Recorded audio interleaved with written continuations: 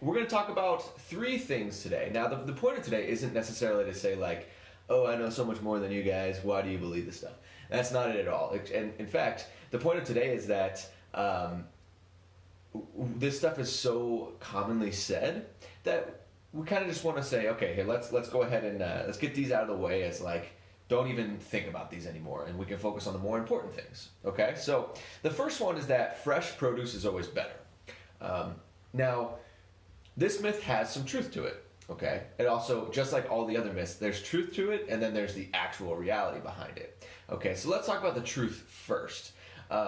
Fresh produce, when vine ripened and local, is going to be the most nutritious, the most readily available in terms of vitamins, minerals, phytonutrients, everything, basically all of it. Okay, now typically when you buy fresh produce at a grocery store, you're not getting vine ripened fruit and vegetables. You're getting fruit and vegetables that ripen over time, over transit. Okay, so the only way to really get truly vine ripened, real fresh produce is to go to a market, a local market or a local farm, because they'll actually let it ripen first before they pick it, and then when you eat it or when you buy it, it's actually truly fresh, as opposed to going to the grocery store and getting, say, bananas, which have traveled for weeks, possibly 2 weeks at a time, and they ripen over time. They're not ripe first when they're pulled. Okay, so that's fresh produce. So again, local is going to be your best bet. Frozen produce, on the other hand, is ripened, vine ripened, and then sometimes it's blanched, or sometimes it's just immediately flash frozen, and then it over transit, it doesn't actually lose much of its property at all. So frozen fruits and vegetables can actually be, and oftentimes are, more nutritious than fresh, because you're getting them frozen on the spot and then travel to you. They don't lose anything in that transit time. So frozen is a lot of times better than fresh, unless the fresh is truly local. And then the last one is canned. Now, canned is the same process as frozen. Usually it's vine ripened, and then a lot of times during the canning process, though, there's things that are added. So they're adding preservatives, or they're adding salt, or they're adding sugar, or the canning process sometimes can actually harm some of the fruits and vegetables. So canned is still nutritious, it's still a good choice, but typically they don't taste as good, which means you're probably not going to eat them, which means they're actually, in the long run, not as good. So this is a long-winded way to say the hierarchy goes: fresh is best when it's local, when it's bought from the farm or from the market itself. Then comes frozen and fresh, depending on where it's coming from. Okay, and canned is kind of just like, hey, it's not bad. Okay, so that's our first myth. Myth number 2 is about meal timing. So there's two main ones I want to cover here.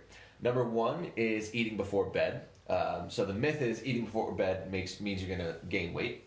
And then the second one I want to cover is eating breakfast. Okay, so let's talk about eating before bed. Typically, the reason that we say we don't want to eat before bed is because the calories that you're eating are going to be extra calories, and they're typically going to be like snack foods.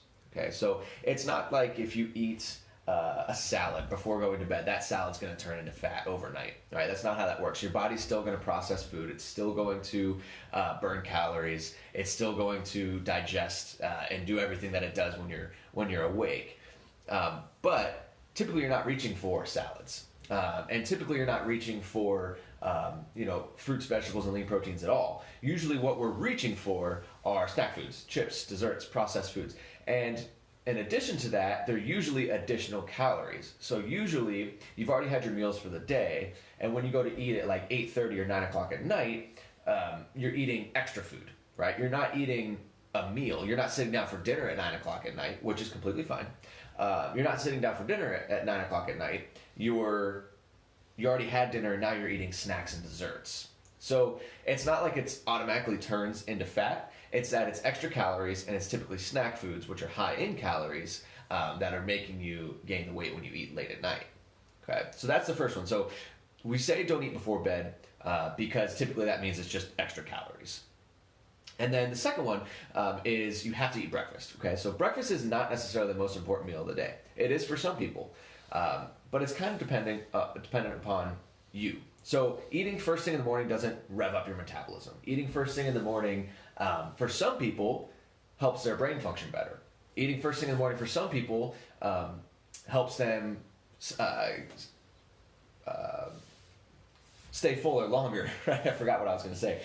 For some people, if they eat breakfast, they don't get hungry throughout the day as much. For some people, if they eat breakfast, they get hungrier like right away. So I've worked with people where they eat it at 7 o'clock in the morning and they're hungry at 9 a.m.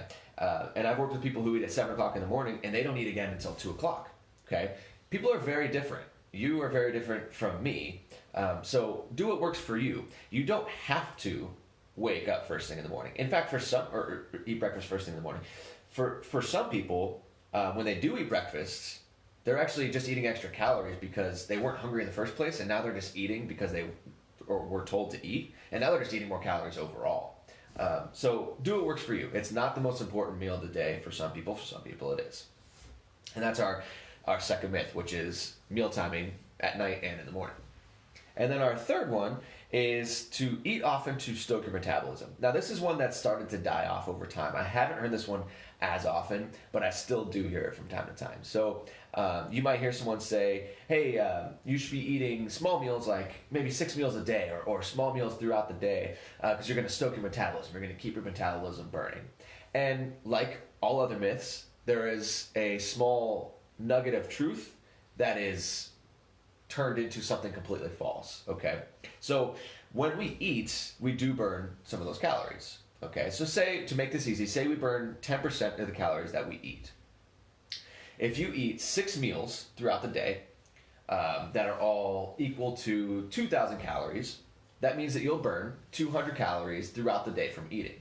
Okay, and that sounds great. Like, oh, then yeah, you are stoking your metabolism. But if you also eat only one meal that's 2,000 calories and you eat it at dinner, you're still going to burn about 200 calories from processing that food.